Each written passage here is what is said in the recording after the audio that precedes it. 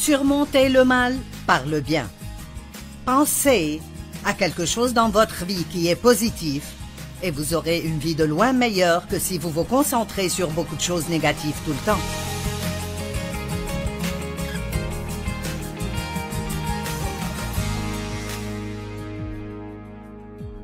Merci de vous être joints à moi aujourd'hui sur notre programme. J'ai quelque chose à partager avec vous aujourd'hui qui pourrait littéralement changer la vie de plusieurs. Si je vous disais qu'il y a une chose que je pourrais vous dire qui pourrait vraiment transformer votre vie, la plupart d'entre vous voudraient l'entendre. Et c'était l'une de ces choses que je pense être une chose très puissante, bien que ce soit une chose très simple. Je voudrais vous parler de vous concentrer sur les choses positives dans la vie. La Bible dit « J'ai mis devant toi le bien et le mal, la bénédiction et la malédiction, la vie et la mort. Choisis la vie. Choisissez le bien. » Donc, nous avons des décisions à prendre chaque jour.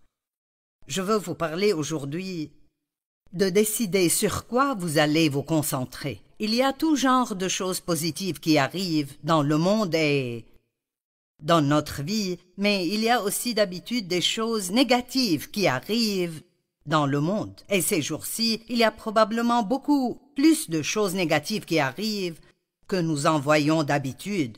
Mais il y a quand même des choses positives qui arrivent et nous devons les trouver et nous concentrer dessus. Quand nous passons du temps avec des amis pour le déjeuner, nous devons trouver des choses positives et en parler au lieu de ne rien faire d'autre que de parler de tous les problèmes dans nos vies et tous les problèmes qui arrivent dans le monde. Je ne suggère pas que nous ignorions nos problèmes, mais je suggère que nous ne nous concentrions pas dessus. Trouvez le bien et concentrez-vous dessus. Dans Hébreux 12:2, il est écrit « Ayant les regards sur Jésus, le chef et le consommateur de la foi, qui, en vue de la joie qui lui était réservée, a souffert la croix, méprisé l'ignominie, et s'est assis à la droite du trône de Dieu. » J'aime la traduction amplifiée personnellement, et elle dit « Détournant votre regard de tout ce qui vous éloignera de Jésus, qui est l'auteur et le consommateur de la foi. » Vous devez décider ce que vous regarderez. Sur quoi fixerez-vous votre regard aujourd'hui? De bonnes choses qui vous élèveront et vous bâtiront, ou des choses qui vous rendront tristes et déprimés et découragés? Je pense que nous devons célébrer, et ceci est juste un exemple. Nous tous qui aimons Dieu, nous voulons grandir et nous voulons ressembler plus à Christ dans notre comportement. Au moins, c'est ce que nous devrions vouloir. Et comme nous grandissons, nous faisons toujours du progrès, mais il y a toujours des choses qui doivent être faites, des choses qui sont bonnes en nous ou des choses qui sont mauvaises, et je pense que nous devons apprendre plus à célébrer notre progrès et ne pas nous concentrer sur tout ce qui ne va pas en nous. Ce sur quoi vous vous concentrez est ce qui devient la plus grande chose dans votre vie. Vous pouvez vous concentrer sur une faute et juste l'agrandir d'une façon disproportionnée, et ce n'est vraiment pas le problème que vous en faites. Et certaines personnes penseraient « c'est hautain et orgueilleux de penser à mon progrès ». Non, c'est faux, pas tant que vous remerciez Dieu pour cela, sachant que vous n'auriez pas fait ce progrès s'il n'était pas avec vous. En fait, se concentrer sur cela est une façon de donner gloire à Dieu. Romains 12:21, et ceci est l'une de mes choses préférées où investir mon énergie. Nous vaincons. Ne te laisse pas vaincre par le mal, mais surmonte le mal par le bien. Il nous donne le choix de nouveau. Il y a de mauvaises choses qui vous arrivent. Comment allez-vous y répondre? Allez-vous y répondre en agissant mal? Ou allez-vous répondre aux mauvaises choses qui sont arrivées avec vous en faisant du bien à quelqu'un d'autre? J'aime absolument quand l'ennemi vient m'attaquer, et j'ai appris à travers la parole de Dieu que l'une des meilleures façons de vaincre le diable est, au lieu d'agir comme il veut que j'agisse, qui est mal, c'est de penser à quelque chose de bien que je pourrais faire pour quelqu'un d'autre et aller le faire. Je crois que marcher dans l'amour est la plus haute forme de guerre spirituelle que nous puissions faire. ne te laisse pas vaincre par le mal, mais surmonte le mal par le bien. Si vous entrez dans une chambre qui est totalement sombre, si vous y entrez et vous amenez une lumière avec vous, la lumière éliminera l'obscurité. Et c'est ce qui arrive avec le bien et le mal. Il y a de mauvaises choses, mais elles ne sont pas plus fortes que les bonnes choses, parce que tout ce que Dieu a est plus grand que tout ce que l'ennemi pourrait avoir. Donc si nous nous concentrons sur les choses de Dieu et les bonnes choses et les choses positives, elles noieront et élimineront les mauvaises choses dans la vie. Il y a une histoire dans Luc 15 à propos de quelqu'un que nous appelons le fils prodigue. Mais cette histoire n'est pas juste à propos du fils prodigue, mais elle parle aussi du fils aîné. Et parfois je pense que nous parlons de la partie du fils prodigue, qui était un jeune homme qui a demandé à son père sa part de l'héritage parce qu'il voulait aller dans le monde et vivre sa propre vie et faire ce qu'il veut, ce qui est assez commun chez les jeunes personnes. Ils sont pressés de vivre leur propre vie. Et beaucoup d'entre eux découvrent que ce n'est pas aussi amusant qu'ils pensaient que ce serait parce que maintenant ils doivent nettoyer leurs propres dégâts, ils doivent payer leurs propres factures, mais ça fait partie de ce que les enfants doivent faire pour grandir et être adultes. Mais dans la culture où ce jeune homme vivait, demander votre héritage à votre père alors qu'il était en vie était l'équivalent de dire « Papa, j'aimerais que tu sois mort ». Ce n'était pas du tout une bonne chose.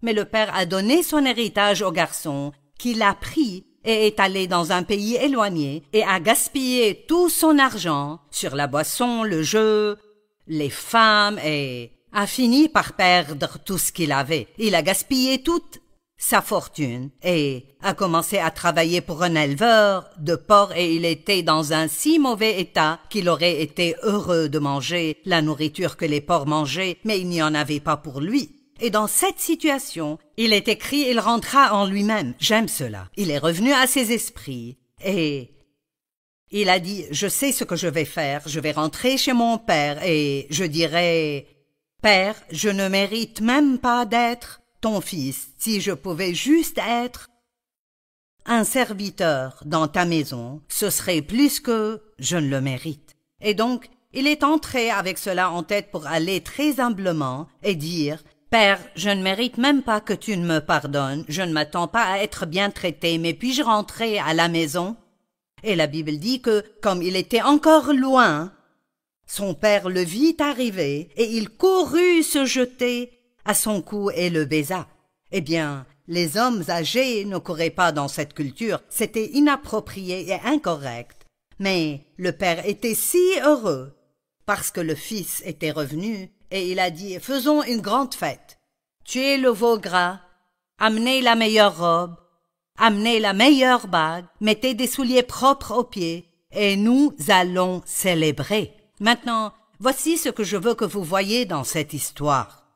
De toutes les choses qu'il aurait pu dire au garçon, tu as fait un véritable gâchis des choses, tu as perdu ta fortune en entier, tu as perdu tout ce temps, tu as dépensé tout cet argent, tu as fait toutes ces choses qui sont mauvaises, ces péchés. Il n'en a même pas parlé. Vous voyez, il n'a même pas mentionné ces choses. Tout ce qu'il voulait faire était de célébrer l'unique bonne chose malgré toutes les mauvaises choses. Allez, il y a une leçon ici. Malgré toutes les mauvaises choses, il a trouvé la bonne chose à célébrer et c'était mon fils est revenu. Pouvez-vous trouver une bonne chose aujourd'hui à célébrer? Sûrement au milieu de toutes les mauvaises choses, vous pouvez trouver une bonne chose à célébrer. Eh bien, le père a dit « Faisons la fête ». Et je suis vraiment convaincu que Dieu aime faire la fête. Il aime nous voir nous réjouir et il aime nous voir rire. Il aime nous voir passer du bon temps et il aime beaucoup les célébrations. Et je pense que nous devons célébrer plus. Le fils aîné, en contrepartie, ne voulait pas rejoindre la fête. Il a dit « Je n'entrerai pas ». Le père a dit « S'il te plaît, entre ». Il a dit non, parce que tout ce sur quoi il se concentrait était tout ce que son frère avait fait de mal, et combien il pensait que son père était injuste envers lui, parce qu'après tout, il est resté là et a servi le père et a tout fait comme il faut, et cet autre, il l'a appelé « fils que tu as », même pas frère. Il a dépensé ta fortune avec des femmes faciles, et il a fait ceci et cela, et il a fait l'autre chose. Et tu ne m'as jamais donné une fête. Et le père a dit, fils, tu étais avec moi tout ce temps, tu pouvais avoir tout ce que tu voulais. Mais il a refusé de se joindre à la fête parce qu'il était jaloux et se concentrer sur tout ce qu'il y avait de mal. Certains d'entre vous ne pensent pas se joindre à la fête de Dieu parce que vous vous concentrez tellement sur tout ce qui ne va pas en vous, tout ce qui ne va pas dans la personne que vous avez épousée, tout ce qui ne va pas dans vos enfants, tout ce qui ne va pas dans votre travail, tout ce qui ne va pas à la maison, dans votre entourage, tout ce qui ne va pas chez vos amis. Vous savez, le fait d'être négatif détruit des vies. Et avant, j'étais vraiment négative. Beaucoup de mauvaises choses sont arrivées avec moi, et je ne sentais pas que ça valait la peine de s'attendre à ce que de bonnes choses arrivent parce que je pensais que je serais déçue si je le faisais. Donc, j'ai vécu ma vie en m'attendant à ce que la prochaine mauvaise chose arrive. J'étais tellement négative. Je dis toujours, si je pensais 2 pensées positives de suite, mon cerveau aurait une crampe. J'essaie juste de vous donner une image de combien c'était mauvais. Et maintenant, j'ai complètement changé et je ne peux vraiment pas supporter les choses négatives. Je n'aime pas passer du temps avec des personnes négatives. Maintenant, je ne joue pas à l'autruche et je ne prétends pas qu'il n'y a pas de problème dans ma vie ou dans votre vie ou dans le monde. C'est ce que je fais. J'aide les gens à s'occuper de leurs problèmes d'une façon biblique. Et ce que je vous dis aujourd'hui est l'une des meilleures façons de vous occuper de vos problèmes. Au milieu de ces problèmes, trouvez quelque chose de bien et quelque chose de positif et concentrez-vous sur cela. Pensez à cela, parlez de cela, méditez sur cela. Faites-en le centre de votre vie. Vous savez, partout dans la Bible, Dieu a ordonné, il n'a pas juste suggéré, mais il a ordonné des célébrations. Le premier miracle que Jésus a fait était de faire approximativement 1000 litres de vin de meilleure qualité pour une célébration. Et à chaque fois que je pense à cela, je secoue toujours la tête. De toutes les choses qu'il aurait pu faire, il a rendu une fête meilleure qu'elle ne l'était déjà. Jean 10 dit, le voleur vient seulement pour voler, tuer et détruire. Mais Jésus a dit, je suis venu pour que vous ayez la vie, que vous l'ayez en abondance, pleinement jusqu'à déborder. Dieu veut que vous profitiez de la vie. Mais si vous attendez de ne pas avoir de problème pour profiter de la vie, alors vous ne pourrez jamais le faire. Écoutez juste certaines des célébrations dans la Bible. Dieu a ordonné aux Israélites de célébrer les victoires avec des fêtes qui duraient, certaines 1 jour, certaines 7 jours. Beaucoup d'entre elles duraient 7 jours. La Pâque était une fête et un temps de célébration pour se rappeler comment Dieu a délivré son peuple de l'ange de la mort quand tous les premiers-nés ont été tués, comme jugement sur Pharaon. Ils célébraient. C'était un temps pour eux de se rappeler. Et si vous aviez une fête chaque année, 1 fois par an, pour célébrer le jour où vous êtes né de nouveau, quand vos péchés ont été effacés et vous avez su que Dieu vous aime. Waouh, cela serait cool. Vous savez, le sabbat était la première célébration, et c'était de célébrer le travail que Dieu a fait les 6 premiers jours. Il a créé le monde en 6 jours, et le 7e jour il se reposait et a regardé tout ce qu'il avait créé et a dit « C'est bien ». Prenez-vous même le temps de jouir des choses que Dieu vous a données? Combien avez-vous travaillé dur pour toutes les belles petites choses dans votre maison, les choses sur vos étagères, ou les choses que des gens vous ont données, ou un beau meuble que vous avez, et avez-vous un rythme si rapide que vous ne voyez même pas ce que vous avez comme bénédiction, et tout ce que vous voyez, et ce qu'il y a de mal dans tout. La fête du pain sans levure commençait après la Pâque et durait 7 jours. Après, il y avait la fête des premiers fruits. Ensuite, la fête de la Pentecôte. Ensuite, la fête des trompettes. Vous pouvez voir qu'il ne passait pas beaucoup de temps sans avoir une fête pour quelque chose. Et à chaque fois qu'ils avaient une grande victoire, ils faisaient une fête. Quand Esther a été utilisée par Dieu pour vaincre le méchant Haman et les Juifs ont été sauvés d'être tués, ils ont fait une grande fête qui a duré plusieurs jours. Quand Néhémie a terminé le mur que Dieu lui a dit de construire, qui protégerait la ville, ils ont arrêté et ils ont célébré ce qu'ils avaient fait. Eh bien, aujourd'hui, quand je fais la télévision, c'est du travail dur. Je suis fatiguée à la fin de la journée et je suis là depuis près de 4 heures et j'ai travaillé dur et je suis fatiguée. Et Dave et moi parlions ce matin de ce que nous allions manger aujourd'hui. Est-ce que nous voulons juste prendre un burger à emporter à un restaurant qui est près de là et nous mangerions juste à la maison ou voulons-nous sortir déjeuner dehors? Et au début j'ai pensé, oh, nous prendrons juste quelque chose et nous le ramènerons à la maison. Non, nous allons sortir et nous allons célébrer le travail que j'ai fait aujourd'hui. Et je ne veux pas dire que nous allons mettre des ballons sur la table et dire j'ai travaillé aujourd'hui, célébrons cela. Mais dans mon cœur, ce sera une célébration, quelque chose pour moi dont je profiterai pour célébrer le progrès que j'ai fait aujourd'hui. Si vous faites un peu plus de célébration en faisant quelque chose que vous aimez, ça pourrait être juste de prendre une tasse de café, ça pourrait être un bain mousseux, ça pourrait être de faire une partie de golf, quoi que ce soit. Si vous ne faites pas de trucs comme ça dans votre vie, vous allez être amer et irritable et tout ce que vous verrez ne sera que les choses négatives dans la vie. La célébration aide à garder un équilibre dans toutes les autres choses dans la vie. Est-ce que quelqu'un se sent mieux maintenant? Je l'espère.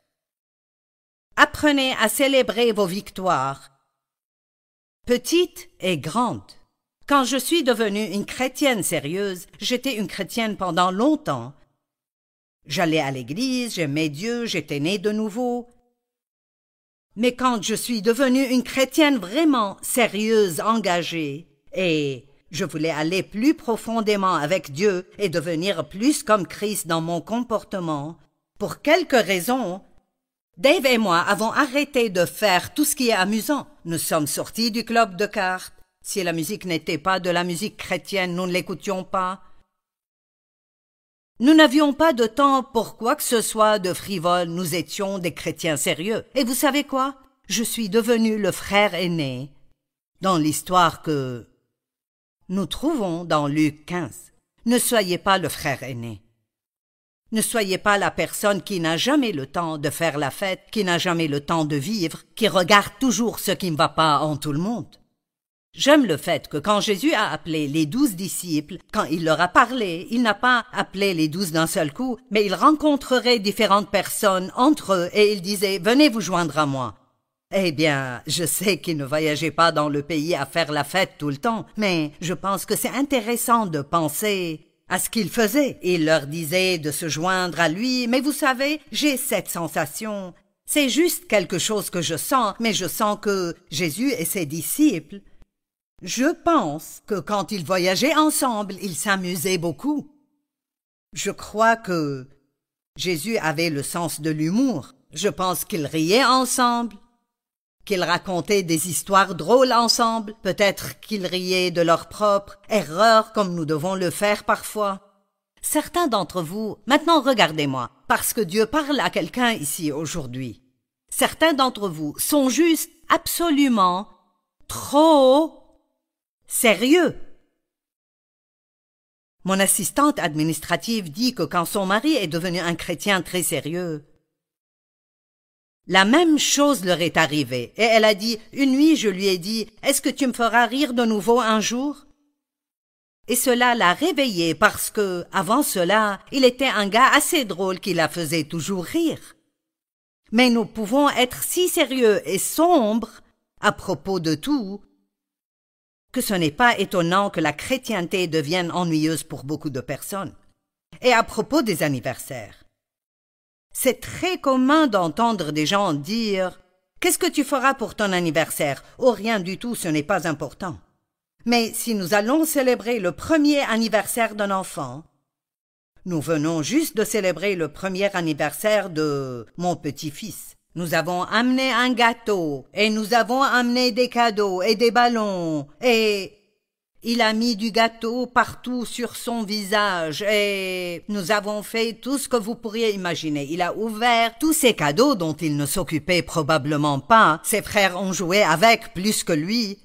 Et il n'a qu'un an. Eh bien, que devriez-vous donc faire quand vous avez 50 ans? Je pense qu'après 50 ans, nous devrions célébrer nos anniversaires pendant au moins une semaine. Et par célébrer, je ne veux pas dire que vous devez avoir une maison pleine de gens et faire la fête, la fête, la fête, la fête. Je veux juste dire que vous devez prendre le temps de faire certaines choses que vous aimez vraiment, parce que chaque année où vous vivez est un miracle. En un an, votre cœur bat approximativement 38 millions de fois. Il pompe du sang 525 600 fois à travers vos 38 à 77 000 kilomètres de vaisseaux sanguins dans votre corps dépendant de votre corps. Savez-vous ce qu'il faut chaque jour juste pour que votre corps fonctionne? Nous sommes vraiment des créatures merveilleuses. Célébrez-vous, vous-même, parce que Dieu a bien travaillé pour vous façonner d'une façon très, très spéciale.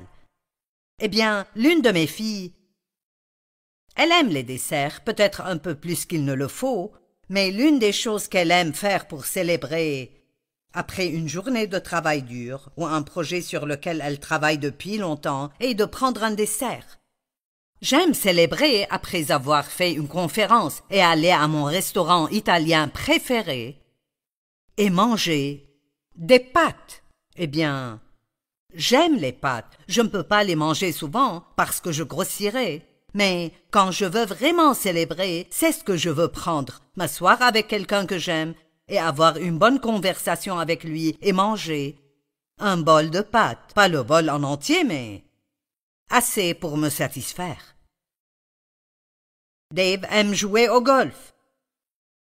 Ginger, que vous voyez à la télé avec moi parfois, aime les randonnées. Eh bien, la marche ne serait pas une célébration pour moi. Mais elle aime cela. Mon assistante administrative aime aller à Disney World. Et elle y est allée probablement 75 fois. Je vous le dis, moi et la souris, nous aurions beaucoup de problèmes si j'étais allée à Disney World 75 fois.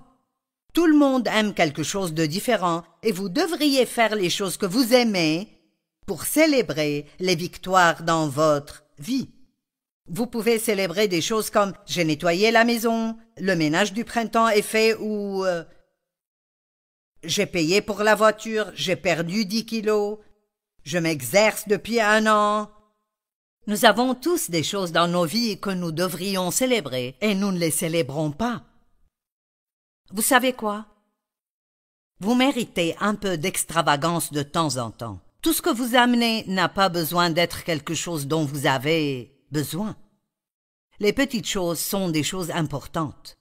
La veuve a donné une toute petite offrande, les dessous de la veuve, et on parle encore d'elle aujourd'hui. Et il y a des gens qui ont donné beaucoup plus d'argent qu'elle dans l'offrande. Mais Dieu a apprécié son sacrifice, de petites choses. Faites ce que vous pouvez faire, et Dieu fera ce que vous ne pouvez pas faire. Et rappelez-vous de célébrer et de vous concentrer sur les choses positives. Concentrez-vous sur les choses positives dans les personnes à la maison, le bien dans l'homme que vous avez épousé, le bien dans la femme que vous avez épousée, le bien dans chacun de vos enfants, le bien dans votre travail. Si ce n'est rien d'autre, vous avez du travail. Si votre mari vous gêne autant que cela, il y a probablement une femme solitaire qui aimerait juste avoir quelqu'un qui mangerait avec elle. Il y a tellement de choses dans nos vies que nous devons apprécier et célébrer et nous réjouir de les avoir, mais nous devons apprendre à nous concentrer sur ces choses.